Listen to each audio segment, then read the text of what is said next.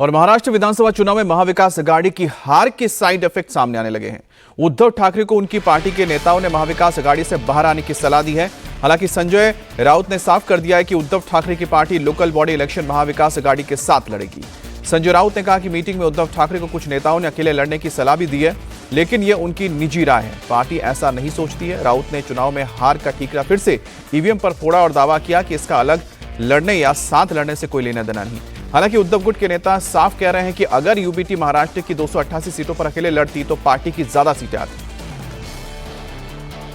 जीतने वाले और पराजित दोनों ने भी कुछ भूमिका रखी है पार्टी सुप्रीमो के सामने, जिसमें से जीतने वाले भी कहते हैं कि हम ज़्यादा वोट से जीत सकते थे लेकिन कम वोट से जीते हैं। लेकिन जो सीट 2000 5000 से हार सकते हो 50,000 60,000 40,000 वोट से आए। शिवसेना लड़ी थी सिर्फ 96 सीट्स।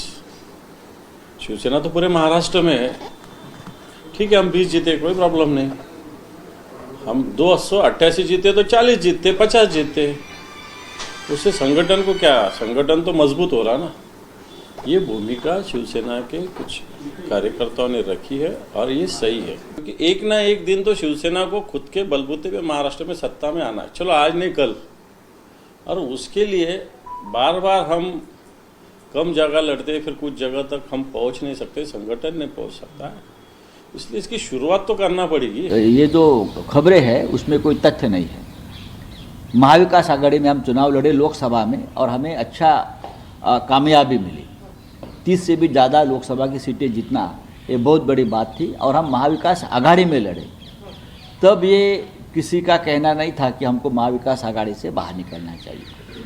विधानसभा के नतीजे आने के बाद ये किसी की व्यक्तिगत भूमिका हो सकती है, जो हार गए हैं या कुछ और बातें हैं, वो कह सकते हैं कि नहीं हमको कुछ फ़ायदा नहीं हुआ है।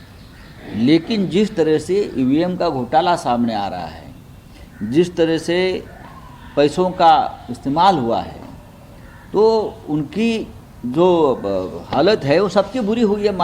कांग्रेस को भी उसका धक्का बैठा है, एनसीपी को बैठा है, पवार साहब जैसे बड़े नेता को, हमको भी बैठा है।